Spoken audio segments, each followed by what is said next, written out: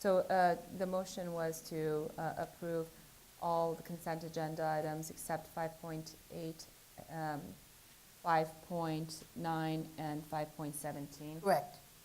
And that was seconded by trustee Otto.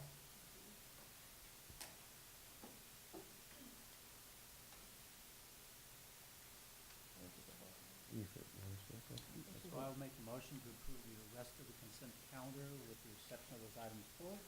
It's already been done. I already did Yep. that. No, you're not. Did we make the result? Jackie's still pulling the 3 items, so we're waiting for her to. I seconded it too. Yes. Okay. Now we need the vote on the remaining consent items. Yes. And that motion was made by trustee Z and seconded by trustee Otto. Correct. Virginia Baxter, Aye. Jeff Kellogg, Vivian Malauulu, Aye. Doug Otto, and Sunny Zia. Aye. Okay. Let's start with 5.8. Okay, I have one general question first. Where it says open PO, and it's got an amount on the right, and there are several of those, I'm assuming that the amount on the right is not to exceed that amount. Is that correct? Correct. Okay, so why is it that at the bottom, and you know what, I'm really sorry, because I had printed this out and highlighted it, and I thought I had it with me. So I had to go back through, and I didn't write down the item number. Here it is. It is on December the 6th, What page 4, at the bottom, hold on. 78992. We've got a couple of them. That just happens to be one of them. It's an open PO and it says 1 penny. And there's a couple of them for 1 penny. So I just wanted clarification on that because I'm familiar with the not to exceed, but I just want to understand what the 1 penny is. So what we're doing here is opening up purchase orders. If an emergency occurs, that we can go to these companies and purchase goods. We don't have to have a set not to exceed amount. They've agreed to allow us to come to them in an emergency to get the supplies that we need. If we do use it, then we would do a change order to increase that purchase order in order to pay the check after we have the invoice. Got it. So it's just to have it open. Yes. Okay, and I'm gonna need you guys some help on this one. I'm sorry I didn't write down the date or the item, but we have something on here for skin exam vouchers, and that really caught my eye, and I'm trying to find it. That's for our tuberculosis tests. That's what I was wondering. Now, wouldn't that come out of health services budget? Is that what I would be? Typically, Because I didn't. not knowing the item, but it would typically come out of health services. Where is it? Is that on Oh, the here it same is, I page? actually see it. It's on, page 4, it's item 78989, Yeah. and that is coming out of the health services budget. Okay. I was just wondering why it's not listed as the TB test. Why the skin exam voucher? I mean, is there a reason? Just the language? It's whatever the requester puts on their requisition is the description that you see here on the purchase order listing. Okay, got it. On December 7th, there is an item, it's 79004, and it's the LBCC Foundation, and it's abatable for catering services at the Grand for $3,000. And I was just wondering, I'm not clear on why anything for the foundation would come out of our college budget, because I thought the foundation operates independently. I can answer that but go ahead if you want to. Well, this account is set up for our various associate groups that we have. They'll run the purchase orders through the district, and then we bill the foundation, and the foundation reimburses us. So that's why the department name is called LBCC Foundation Abatable, which means that we're gonna bill the foundation, they're gonna pay us back. Okay, I've never seen any item on our agenda where money's coming in. I've seen items on the agenda where money's going out a lot, but is there a separate agenda item where we could see that refund from the foundation? No. Where do they do it? If I can say, this is for the State of the College event, and so all the purchase orders for the expenses for the State of the College are being generated by the district. Then at the end of the luncheon, those invoices are sent to the foundation and they're paid for. Okay, I do understand that completely. What I don't understand is that what's presented to the board is always items that are going out. And I would just like to see something, and I'm not sure exactly what it would be called. You know, I'm thinking of a checking account, you've got your withdrawals and your deposits, but I've just never seen anything of a line item that says this is the money coming in. So that would be a great opportunity to show where we're being reimbursed for something, or when we have items that say not to exceed $425, where it actually came in at $397. How- Do we have procedures for approving incoming monies? No, there is no policy established for cash receipts, is what we would call it. You know, we do monitor invoices that are owed to us at the end of the year. When we have our audit report, we have a line item called accounts receivable. At that point in time, we know how much is owed to us. It is something that Fiscal Services follows up on to ensure that everything that has been invoiced and owed us is eventually received. Okay, but how do we know that? How do we know that that abatable amount from the foundation actually comes back to us? I mean, you know, in good faith, we hope that we collect on them, and we hope that the financial services, you know, whoever is in charge of our accounting is, you know, acting within their proper responsibility and making sure that the funds get credited back, but I've just never seen it. So in a situation like this, where we have to approve that the money is going out, I would like some kind of, you know, response or feedback or proof or confirmation that it actually did come back. I think you get that at the audit, at the end of the year, when the audit says, we've looked at all the accounts receivable, and this is what's back, and we can figure out what's not back. It's not done on a weekly basis or on a monthly basis, but Is there an that's the item purpose of in audit. the audit that says this is the money that we got back? There is a Is that- line item for accounts receivable, which the auditors do get a detailed listing of everybody who owes the district money that ties into that dollar amount. And they will select several of those line items to test to verify that it was something that we should have appropriately invoiced and that we did not receive it already and it is a true valid accounts receivable. Okay. Can I just add something? I think Trustee Malauulu has a very valid point. This is something that I give you credit, Trustee Malauulu. I didn't notice it, so thank you for raising that. As far as the audit goes, as someone who sits on the audit committee, we don't have visibility as board members to 100% of the funds. It's a sample selection they do, so we can't, you're absolutely right, it's within our duty and fiduciary duty to make sure that we see that reconciliation and not just rely on a sample selection that an audit team does. So I think we need to look at that and make sure that the accounts receivable somehow gets codified in our purchase orders or the docket that we get as part of our duty to the public to make sure that that's reconciled and our fiduciary duty. I think it's a very prudent point that you're making.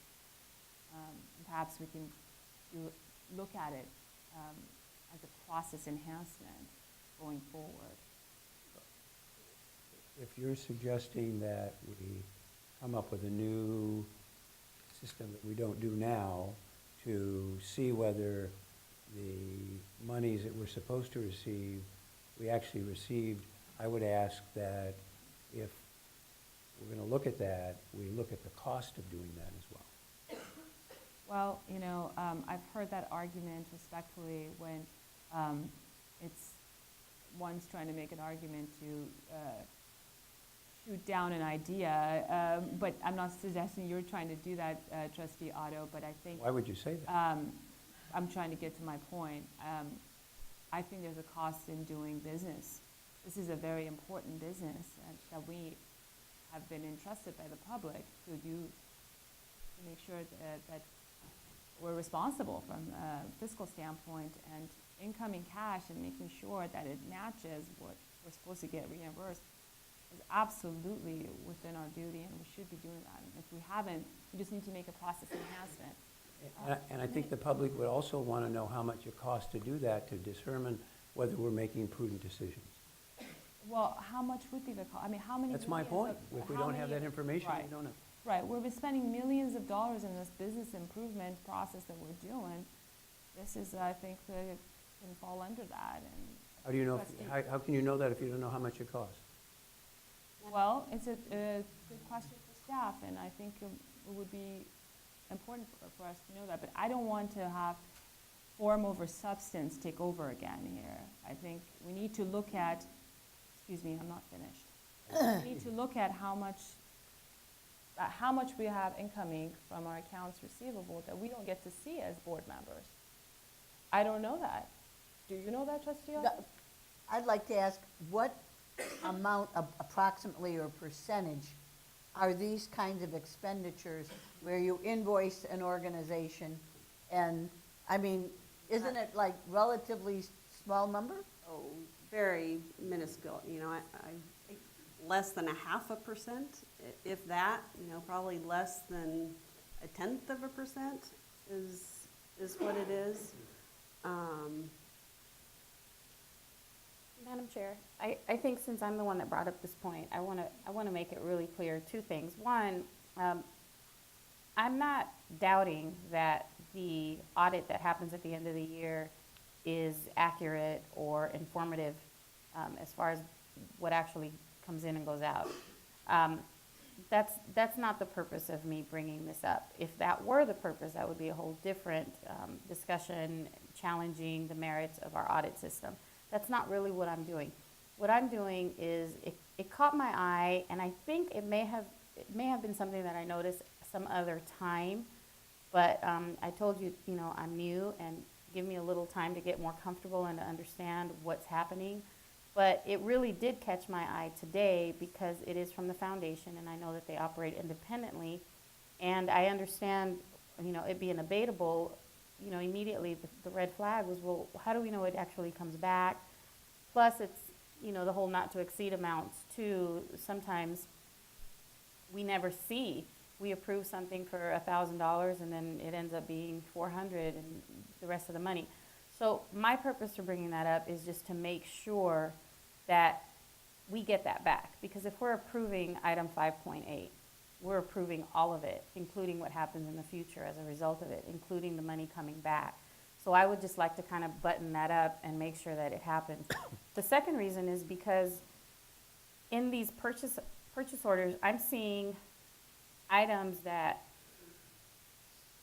could probably be categorized differently, and I'm not asking you to revamp the system. I'm probably years away from doing that. But in the next item that I want to bring up is there's a lot of event sponsorships for the Goldman Sachs, and this is for Vice President Bynum. That's actually my next question. There's a lot of event sponsorship items. Goldman Sachs, the 10,000 Small Business Program. There's an Orange County, there's a regional Hispanic one, $3,500. I was under the impression that the Goldman Sachs program operates on an independent budget also, and that you are self-funded, but we as a board have to approve it on behalf of the college. So I want to, if there's a way that we can be more specific and break down some of these expenses so that we can see, you know, the foundation, Goldman Sachs, health services, whatever other department is actually issuing these purchase orders. And in that same vein, and I know you want to respond, but in that same vein is I saw one event that really caught my eye. It's $3,500, not the disabled veterans, but something happening in Orange County on December 13th. I wrote the date, but not the item number. So there was an event that we sponsored for $3,500 in Orange County. And I'm just not sure I mean, Orange County has its own community college districts that I think could, you know, I don't know why we were in Orange County. That was my question. And then there was also, I'm gonna just keep, well, let me let you respond to that, and then I'll keep going.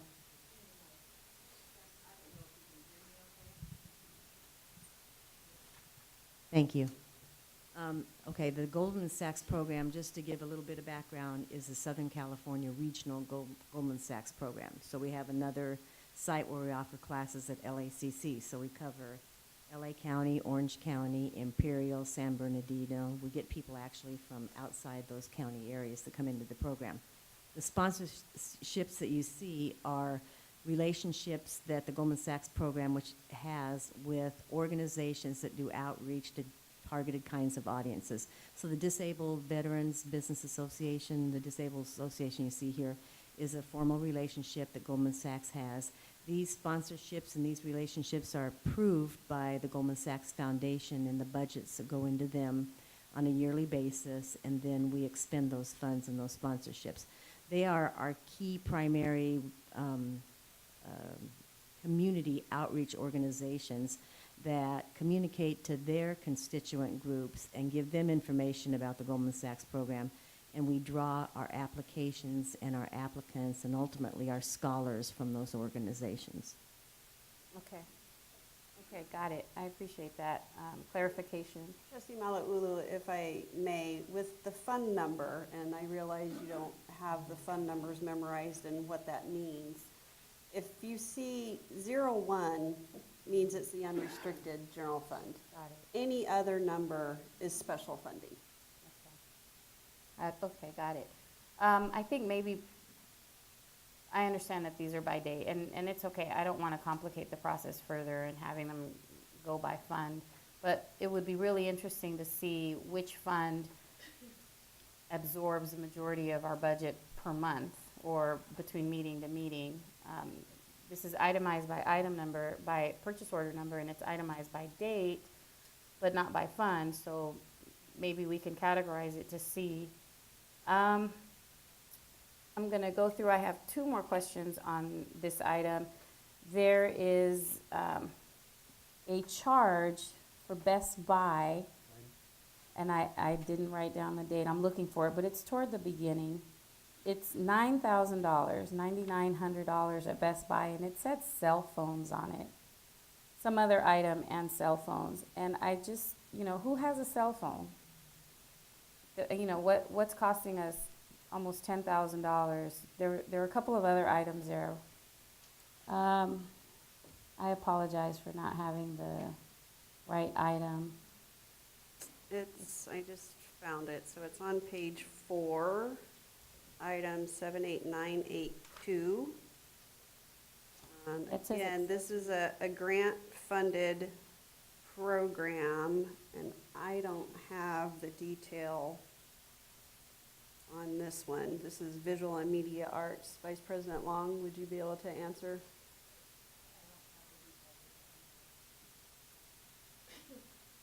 Maybe if I can just get a follow-up on that. I mean, that's, you know, $10,000 for cell phones, accessories, and headphones. That's just a lot of money. And I'm curious to know what that's for, how that's used. Not to undermine visual and media arts. I mean, I know how expensive these, all mics are. Having done some theater myself, they're very expensive, but that's just a lot of money. And the last one, it's an advertising charge for the, again, Goldman Sachs. It's for the LA County Federation of Labor. It was an advertising charge on December 14th. I think it's toward the end there. I just wanted to know, is that for the, it's $4,880. It's on page 8, item,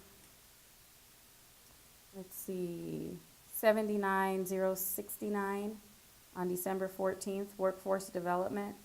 Is that in their monthly newspaper? Actually, that cost is for our construction program with the building trades, and that's advertising and outreach to generate participants into the program. Got it. So Workforce it's development. recruiting? Mm. Okay, got it. Thank you. Thank you. That's all I have for 5.8. Okay, I think we need to approve 5.8. Is that not correct? You need a motion. Oh, I'm sorry, I'll make the trustee Kellogg. And just two things. One, this is why though, just to follow, make the motion before the debate begins. I mean, this is. Oh, normal. you're right. Let's see, but I will make the motion, but I just want to say that I don't want to be lost. The audit is not the only way we cross-check our funding. It was mentioned that 99% of our funding, it comes from one source, the state of California, it's through a complicated funding mechanism. But that's where we get a, for lack of a better word, a check that comes in. But it is not just through the auditing process that we see where the funding comes and goes. You see that with reports that the vice president for administrative services presents to this board. And to that point, it's not the simplest document in the world to read by any means, but I don't want you to think that it's sort of a system that only has occasional ways of correcting it. So I just want to raise that point because I heard it come up earlier. And then just I would encourage again, only because as we're sitting here, I was, and whatever, however we want to act as a board on this, but if we can get those types of questions, so when you come here, and if there was, I thought it was leading to, there was some type of expenditure that really you did not think was appropriate, that maybe we should consider as a board not doing, or reasons behind. But really what we got to was just finding out what that information was. I didn't ask those questions when I saw it, because it didn't raise a flag for me personally, but if we as a board can do that, I think it makes the meetings run a little bit more efficiently as well. So just a suggestion, but with that, I'll make the motion to approve this item, whichever item it is. And I'll trustee second. Zia, you second it? Okay. So moved by trustee Kellogg, seconded by trustee Zia. Virginia Baxter. Aye. Jeff Kellogg. Aye. Vivian Malauulu. Aye. Doug Otto. Aye. Sunny Zia. Aye. Okay, 5.9, if we could have a motion? Second. Okay, moved by trustee Zia, seconded by trustee Otto. Okay. Just one question on that, but first, to respond to trustee Kellogg, I normally do ask questions, and I have asked the staff and the administration a lot of questions, but I think it was important to bring up the fact that we had items from Foundation and Goldman Sachs and outside, and I think it's good clarification for the public to be able to hear that and to read that into the minutes. Trustee Malauulu, I don't think that's what he was asking. I think what I would prefer is that you ask the people ahead of the meeting so that they are prepared to give you an answer, because it's inhumanly impossible for somebody to know every single one of these expenditures. I understand. I understand. Yeah. And one other slight variation on this that I found helpful over time is if you ask the questions that you have ahead of time and you get them answered, but you still think you need to bring them up because it's important for the public, then you can ask them again. Sure. But oftentimes you may learn that it was something that you hadn't come up against before, and now you know it, and so you don't have to ask it, and so it's just effective. But there have been times when Anne Marie said, "This is what that is," and I said, "Well, get ready. I'm going to ask you that question at the meeting," and it's an efficient way. Sure, thank you, and I have done that, thank you. On item 5.17. What's your question on 5.9? Oh, I'm sorry, 5.9, that's the one that's open. I'm just curious to know, that jump from an average of 20 to 30 hours, and then one employee went to 39.5 hours, and I see the date, the calendar date, the term goes February 6th to June 7th. I just don't understand why it would be such a dramatic increase in hours. Did that employee go from full-time to part-time, or vice versa? I just wanted to understand why it was such a... And who can answer that? So CalWorks provides, as part of the program, it provides childcare. So that's the student name and the number of hours that were allocated for that student, and then who provided that service. So you can see there, the Child Development Center provided the service. That student was approved through the CalWorks program through the county for that many of hours of service. That's, the parent name or student name is somebody enrolled in our program, and they went from 30 hours to 39.5 because of, So So- for whatever reason, they were approved through CalWorks in the county for that many of hours for childcare. And it's, the first line item is the winter intercession, and the next line item is the spring semester. Sure. So it could very well be that they're taking more classes in the spring than they were in winter. Got it, okay. Thank you. So we've called We for have the to vote question. now. Virginia Baxter, Aye. Jeff Kellogg, Vivian Malauulu, Aye. Doug Otto, I, and Sunny Zia. Aye. Okay, and now 5.17, who would like to make the motion? I'll make the motion. So Okay, moved. Trustee Zia? second. Okay, Trustee Otto. It's been moved by Trustee Zia and seconded by Trustee Otto.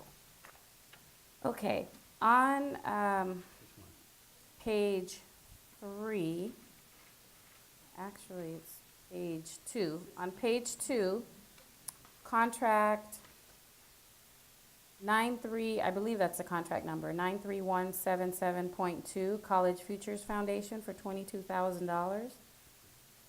Okay, my question is with that language, funding to assist in writing a grant.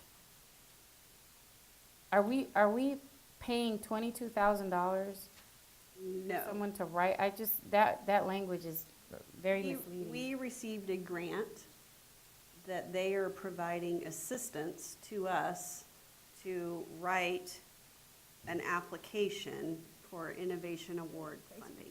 So the way the contract numbers work, anytime it starts with a 9.3, that means it's a revenue generating contract. Okay, I understand that. So is the $22,000 the grant that we received or the grant that we're paying? No, the 22,000 is the grant that we received. So we have received $22,000 To help us write to it. help us write a grant for an Innovation Award funding. So Got it. the Innovation Award funding grant deadline is February 3rd. We are going to be putting in that application to see if we get funded or not. Got it. How much money might we get?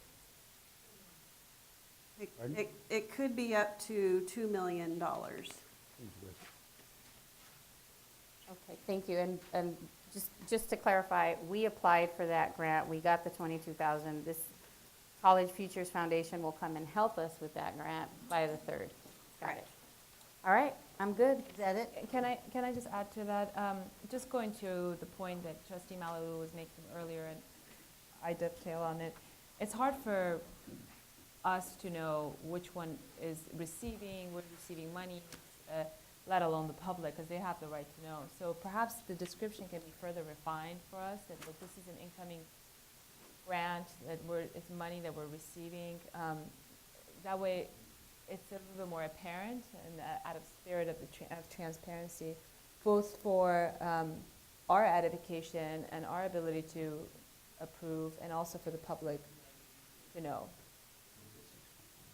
Might that be possible? Yes. Thank you. Okay, Thank you. call for the question? Virginia Baxter, Aye.